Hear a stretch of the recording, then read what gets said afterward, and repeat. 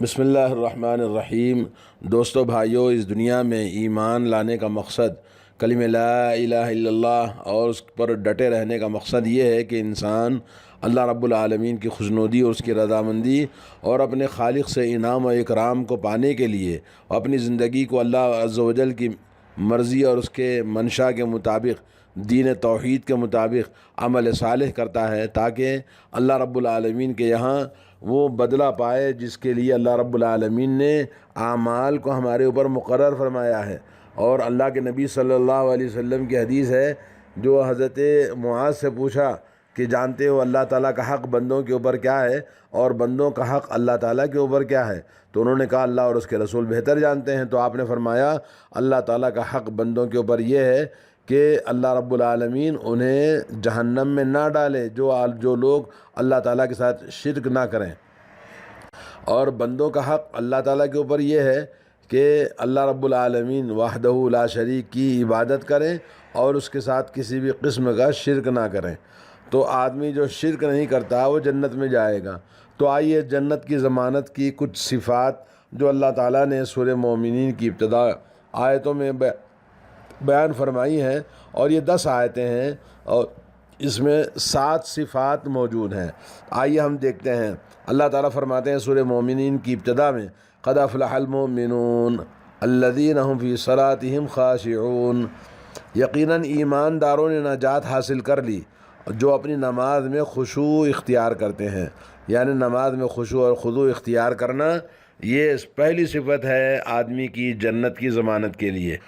امام نسائی، ترمذی اور مسند احمد میں مروی ہے کہ رسول اللہ صلی اللہ علیہ وسلم پر جب وحی نازل ہوتی تو ایسی میٹھی میٹھی، بھینی بھینی، ہلکی ہلکی سی آواز آپ کے پاس سے سنائی جاتی تھی، جیسے شہد کی مکھیوں کے اڑنے کی بھنبھناہٹ ہوتی ہے۔ ایک مرتبہ یہی حالت طاری ہوئی۔ تھوڑی دیر کے بعد جب وحی اتر چکی تو رسول اللہ صلی اللہ علیہ وسلم نے قبلے کی طرف متوجہ ہو کر اپنے دونوں ہاتھوں کو اٹھایا اور یہ دعا پڑھی۔ کیا دعا پڑھی؟ اللہم زدنا ولا تنقصنا واکرمنا ولا تہنا واعطنا ولا تحرمنا واثرنا ولا تؤثر علینا وارض عنا وارضنا۔ یہ دعا فرمائی جس کا ترجمہ یہ ہے، اے اللہ تو ہمیں زیادہ کر، کم نہ کر، ہمارا اکرام فرما اور اہانت نہ کر، ہمیں انعام عطا فرما، محروم نہ رکھ، ہمیں دوسروں کے مقابلے میں فضیلت عطا فرما، ہم دوسروں کو پسند نہ فرما، ہم پر دوسروں کو پسند نہ فرما، اور ہم سے خوش ہو جا اور ہمیں خوش کر دے۔ یہ ترجمہ ہے اس دعا کا، جو پھر آپ صلی اللہ علیہ وسلم نے یہ 10 آیتیں مجھ پر پڑھ کر سنائیں، اور جو ان پر جم گیا وہ جنتی ہو گیا۔ پھر آپ نے مندرجہ بالا 10 آیتیں تلاوت فرمائیں۔ امام ترمذی رحمۃ اللہ علیہ نے اس حدیث میں اگرچہ کہ ایک منکر راوی بتایا ہے۔ حضرت عائشہ رضی اللہ تعالی عنہ رسول اللہ صلی اللہ علیہ وسلم کے عادات و اخلاق کے بابت جب سوال ہوا تو آپ نے فرمایا کہ رسول اللہ صلی اللہ علیہ وسلم کے اخلاق قرآن مجید تھے، یعنی کان خلق القرآن۔ پھر ان آیتوں کی یحافظون تک تلاوت فرمائی، یعنی یہ آیتیں تلاوت سورہ مومنون کی تلاوت فرمائیں، اور فرمایا کہ یہی رسول اللہ صلی اللہ علیہ وسلم کے اخلاق تھے۔ جب نبی کریم صلی اللہ علیہ وسلم سے یہ بات مروی ہے کہ اللہ تعالیٰ نے جنات عدن پیدا کی اور اس میں درخت وغیرہ اپنے ہاتھ سے لگائے تو اسے دیکھ کر فرمایا کچھ بول، تو جنات عدن نے یہی آیتیں تلاوت کی جو قرآن میں نازل ہوئیں۔ ابو سعید خدری رضی اللہ تعالیٰ عنہ فرماتے ہیں کہ اس کی ایک اینٹ سونے کی اور دوسری چاندی کی ہے۔ فرشتے اس میں جب داخل ہوئے تو کہنے لگے واہ واہ، یہ تو بادشاہوں کی جگہ ہے۔ اور روایت میں کہ اس کا گارا جس سے بنایا گیا دیواروں کو مشک کا ہے، اور ایک روایت میں ہے کہ اس میں وہ چیزیں جو نہ کسی آنکھ نے دیکھی ہیں، یعنی اس جنت میں اللہ نے وہ چیزیں رکھی ہیں ما لا عین رات، کسی آنکھ نے آج تک نہیں دیکھا، نہ کسی دل میں سمائیں اور نہ کسی دل میں وہ سوچ سکتے ہیں۔ اور روایت میں کہ جنت نے جب ان آیتوں کی تلاوت کی تو جناب باری تعالیٰ نے فرمایا مجھے اپنی بزرگی اور جلال کی قسم، تجھ میں بخیل آدمی ہرگز داخل نہیں ہو سکتا۔ ایک اور حدیث میں ہے کہ اس کی ایک اینٹ سفید موتی کی ہے، دوسری سفید سرخ یاقوت کی ہے، اور تیسری سبز زبرجد کی ہے، اس کا گارا مشک کا ہے، اس کی گھاس زعفران کی ہے۔ اس روایت کے آخر میں اس حدیث کو بیان فرمایا۔ حضور صلی اللہ علیہ وسلم نے آیت تلاوت فرمائی، وَمَن يُوقَ شُحَّ نَفْسِهِ فَأُولَٰئِكَ هُمُ الْمُفْلِحُونَ، جو اپنے نفس کی بخیلی سے بچے رہے وہ کامیاب ہیں۔ یعنی مومن اپنے اندر بخیلی رکھے گا وہ کامیاب نہیں ہوگا۔ تو دوستو بھائیوں، مومنوں کی جو نجات اور کامیابی اور ضمانت جنت کی جو صفات ہیں، ان میں سے پہلی صفت ہے کہ مومن سعادت پائیں گے اور اپنی مراد کو پائیں گے، کامیاب ہوں گے۔ جو نجات انہیں ملے گی وہ مومنوں کی شان یہ ہے کہ وہ اپنی نمازوں میں اللہ تعالیٰ کا خوف رکھتے ہیں، خشوع اور سکون کے ساتھ نماز ادا کرتے ہیں، دل حاضر رکھتے ہیں، نگاہیں نیچی ہوتی ہیں، بازو جھکے ہوئے ہوتے ہیں، نماز کے ارکان، اس کے واجبات اور اس کے فرائض اور اس کے سنتوں کا خیال کرتے ہیں۔ حضرت محمد ابن سیرین رحمۃ اللہ علیہ کا قول ہے کہ رسول اللہ صلی اللہ علیہ وسلم کے صحابہ اس آیت کے نازل ہونے سے پہلے اپنی نگاہیں آسمان کی طرف اٹھاتے تھے، لیکن اس آیت کے نازل ہونے کے بعد ان کی نگاہیں نیچی ہو گئیں، سجدے کی جگہ سے اپنی نگاہ نہیں ہٹاتے۔ اور یہ بھی مروی ہے کہ جانماز سے ادھر ادھر ان کی نگاہیں نہیں پھیرتی ہیں۔ اگر کسی کو اس کی سوا عادت پڑ گئی ہے ادھر ادھر دیکھنے کی نماز میں، تو اس کو چاہیے کہ اپنی نگاہیں نیچی کر لے۔ جس شخص کا دل فارغ ہو، خلوص اخلاص کے ساتھ ہو، نماز میں پوری دلچسپی اور تمام کاموں سے زیادہ اسی میں دل لگتا ہے۔ چنانچہ حدیث شریف میں آتا ہے، رسول اللہ صلی اللہ علیہ وسلم فرماتے ہیں، مجھے خوشبو اور عورتیں زیادہ پسند ہیں، اور میری آنکھوں کی ٹھنڈک، دل کا قرار اللہ نے نماز میں رکھ دیا ہے۔ یہ سنن نسائی کی حدیث ہے۔ ایک انصاری صحابی نے نماز کے وقت اپنی لونڈی سے کہا کہ پانی لاؤ، نماز پڑھ کر راحت حاصل کرو، تو سننے والوں کو ان کی بات گراں گزری۔ آپ نے فرمایا، رسول اللہ صلی اللہ علیہ وسلم حضرت بلال رضی اللہ تعالیٰ عنہ حضرت بلال سے فرماتے کہ اے بلال اٹھو اور نماز کے ساتھ ہمیں راحت پہنچاؤ۔ اور دوسری صفت اللہ تعالیٰ نے بتائی، والذین هم عن اللغو معرضون، جو لغویات سے منہ موڑ لیتے ہیں، یعنی شرک، باطل اور گناہ، ہر ایک بیہودہ اور بے فائدہ قول و عمل سے اپنے آپ کو بچاتے ہیں۔ جیسے فرمان الہی، وَإِذَا مَرُّوا بِاللَّغْوِ مَرُّوا كِرَامًا، وہ لغویات کے پاس سے گزرتے ہیں تو نظر انداز کرتے ہوئے بزرگانہ طور پر گزر جاتے ہیں۔ وہ برائی اور بیہودہ اور بے سود کاموں سے اللہ کی روک کی وجہ سے رک جاتے ہیں۔ میں نبی کریم صلی اللہ علیہ وسلم نے فرمایا، من حسن اسلام المرء ترک ما لا یعنی، اور اسلام کے اچھے ہونے کی دلیل ہے انسان کے کہ وہ ہر بیہودہ اور لا یعنی بے فائدہ چیزوں سے اپنے آپ کو دور رکھتا ہے۔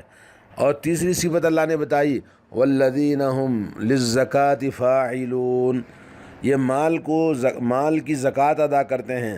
اکثر مفسرین فرماتے ہیں کہ اس میں یہ آیت مکی ہے اور زکوٰۃ کی فرضیت ہجرت کے دوسرے سال میں فرض ہوئی۔ پھر مکی آیت میں اس کا بیان کیسے؟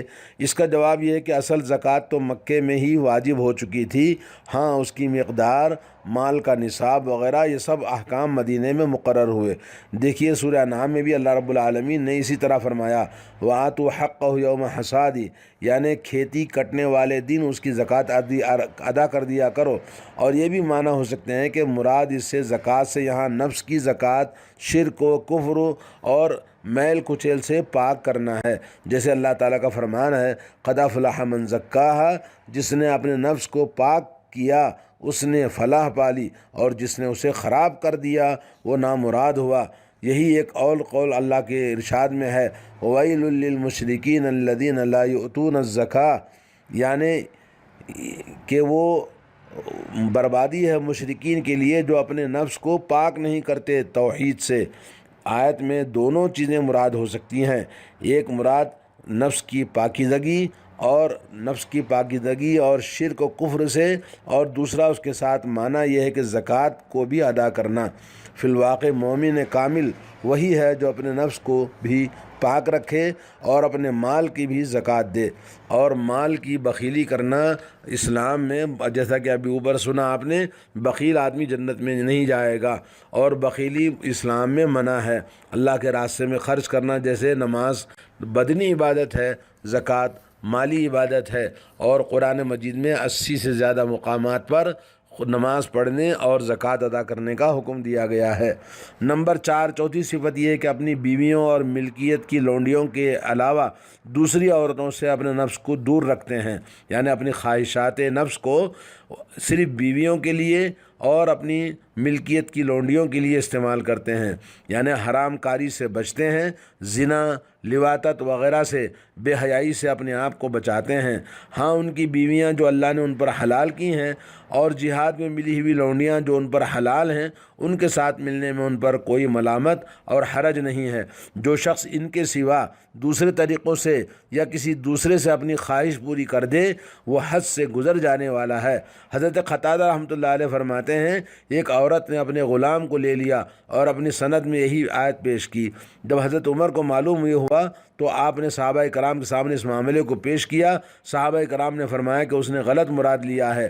اس پر حضرت عمر فاروق رضی اللہ تعالیٰ عنہ نے اس غلام کا سر منڈوا کر جلا وطن کر دیا اور اس عورت سے فرمایا کہ اس کے بعد تو ہر مسلمان پر حرام ہے۔ یہ حدیث اگرچہ منقطع ہے۔ امام شافعی رحمۃ اللہ علیہ نے اور ان کے موافقین نے اس آیت سے استدلال کیا ہے کہ جو شخص اپنے ہاتھ سے اپنا خاص پانی نکال ڈالنا کرتا ہے وہ حرام ہے۔ اسی آیت سے استدلال لیا کیونکہ یہ بھی ان دونوں حلال صورتوں کے علاوہ ہے، اور مشت زنی کرنے والا شخص بھی حد سے آگے گزرنے والا اور برائی کرنے والا ہے۔ امام حسن بن عرفہ نے اپنے مشہور جز میں ایک حدیث وارد کی ہے کہ رسول کریم صلی اللہ علیہ وسلم فرماتے ہیں، 7 قسم کے لوگ ہیں جن کی طرف اللہ تعالیٰ نظر رحمت سے نہ دیکھے گا اور نہ انہیں پاک کرے گا اور نہ انہیں عالموں کے ساتھ جمع کرے گا، اور انہیں سب سے پہلے جہنم میں جانے والوں کے ساتھ جہنم میں داخل کرے گا۔ اور یہ بات بھی ہے کہ وہ توبہ کر لیں تو توبہ کرنے والوں پر اللہ تعالیٰ مہربانی سے رجوع فرماتا ہے۔ ایک تو ہاتھ سے نکاح کرنے والا یعنی مشت زنی کرنے والا، جی یہ جنت میں نہیں جائے گا، اور دوسرا غلام بازی کرنے والا، اغلام بازی کرنے والا، لواطت کرنے والا، اور لواطت کرنے کے لیے لڑکوں سے میل جول کرنا، محبت کرنا، سب اس کے اندر داخل ہے۔ اور تیسری چیز ہے کروانے والا، اور چوتھی چیز ہے نشہ بازی، شراب کا عادی، وہ بھی جنت میں نہیں جائے گا۔ اور نمبر 4 ہے اپنے ماں باپ کو مارنے پیٹنے والا یہاں تک کہ وہ چیخ پکار کرنے لگیں۔ اور نمبر 6 اپنے پڑوسیوں کو ایذا تکلیف پہنچانے والا یہاں تک کہ وہ اس پر لعنت بھیجنے لگیں۔ نمبر 7 ہے وہ اپنی پڑوسن سے بدکاری کرنے والا۔ یہ تمام آدمی جنت میں داخل نہیں ہوں گے۔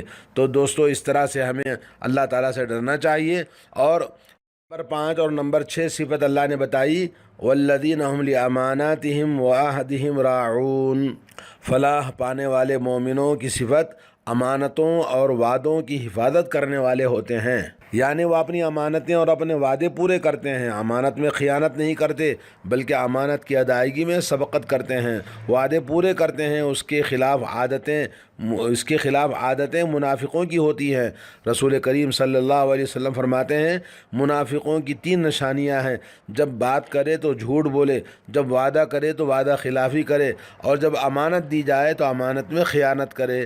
تو یہ مومنوں کی صفات نہیں ہے جو جنت میں جانے والے ہیں۔ تو آدمی کو چاہیے کہ امانت میں خیانت نہ کرے اور وعدہ کرے تو وعدہ خلافی نہ کرے۔ لا ایمان لمن لا امانت لہ ولا دین لمن لا عہد لہ۔ اس آدمی کا ایمان ہی نہیں جو امانت میں خیانت کرتا ہے، اور اس آدمی کے دین کا اعتبار نہیں ہے جس کے اندر وعدہ خلافی پائی جاتی ہے۔ تو آدمی کو چاہیے کہ اپنے وعدے، اور قرآن مجید میں کئی جگہ پر اس کا حکم دیا اللہ تعالیٰ نے، وَأَوْفُوا بِالْعَهْدِ إِنَّ الْعَهْدَ كَانَ مَسْئُولًا۔ اپنے عہد و پیمان کو، وعدوں کو پورا کرو کیونکہ اس کے بارے میں پوچھا جائے گا۔ اور اس طرح سے احادیث کے اندر امانت کی بڑی تاکید فرمائی ہے۔ اور آخری صفت جو اللہ نے بتائی ہے جنت کی ضمانت کے لیے کہ وہ نمازوں کی حفاظت کرنے والے، والذین هم علی صلواتہم یحافظون، وہ پانے والے اپنی نمازوں کی نگہبانی کیا کرتے ہیں۔ تو یہاں ساتویں صفت جو اللہ تعالیٰ نے بتائی ہے کہ وہ نمازوں کے ان نمازوں کے اوقات پر ادائیگی، یہ سب سے اہم چیز ہے عبادتوں میں، کیونکہ نماز تمام عبادتوں میں سب سے افضل نماز ہے، عبادت ہے جو توحید کے بعد میں رسول کریم صلی اللہ علیہ وسلم سے سوال ہوا کہ سب سے زیادہ محبوب اور سب سے زیادہ افضل عمل اللہ کے نزدیک کون سا ہے، تو آپ نے فرمایا نماز کو وقت پر ادا کرنا ہے، یعنی اول وقت میں نماز پڑھنا۔ پھر پوچھا گیا کہ ماں باپ، تو آپ نے فرمایا کہ ماں باپ کے ساتھ حسن سلوک کرنا اس کے بعد دوسرا سب سے افضل عمل ہے۔ پھر پوچھا گیا تو پھر آپ نے فرمایا اللہ کی راہ میں جہاد کرنا، صحیح بخاری صحیح مسلم کی حدیث ہے۔ حضرت قتادہ رحمۃ اللہ علیہ فرماتے ہیں کہ وقت پر نماز ادا کرنے، اول وقت میں رکوع اور سجدہ وغیرہ کے حفاظت کے ساتھ، پوری ادائیگی کے ساتھ ادا کرنا۔ ان آیات میں دوبارہ نظر ڈالیں گے تو معلوم ہوگا کہ اللہ رب العالمین یہ آخر میں پھر نمازوں کا بیان دوسری مرتبہ ذکر فرمایا ہے، جس سے ثابت ہوا کہ نماز سب سے افضل عبادت ہے۔ حدیث شریف میں آتا ہے کہ سیدھے سیدھے رہو اور تم ہرگز احاطہ نہ کر سکو گے، جان لو کہ تمہارے اعمال میں بہترین عمل نماز ہے، دیکھو وضو کی حفاظت صرف مومن ہی کر سکتا ہے۔ ان سب صفات کو بیان فرما کر اللہ رب العالمین ہمیں یہی حکم دیتے ہیں کہ یہی لوگ وارثین جنت ہیں جو جنت الفردوس کے دائمی وارث ہوں گے۔ رسول کریم صلی اللہ علیہ وسلم کا فرمان ہے، اللہ تعالیٰ سے جب جنت مانگو تو جنت الفردوس مانگا کیا کرو، وہ سب سے اعلیٰ اور اوسط جنت ہے، وہیں سے جنت کی تمام نہریں جاری ہوتی ہیں، اس کے اوپر اللہ تعالیٰ کا عرش ہے، صحیح بخاری صحیح مسلم۔ اور فرماتے ہیں تم میں سے ہر ایک کی دو جگہیں ہیں، انسان کے مرنے کے بعد دو ہی ٹھکانے ہیں، ایک منزل جنت میں، ایک جہنم میں۔ جب کوئی دوزخ میں گیا تو اس کی منزل کے وارث جنتی بن جاتے ہیں، یعنی جو لوگ جنت میں جائیں گے وہ اس کے جو جنت ٹھکانہ تھا اس کو اللہ تعالیٰ جنتیوں کو اس کا وارث بنا دیتا ہے۔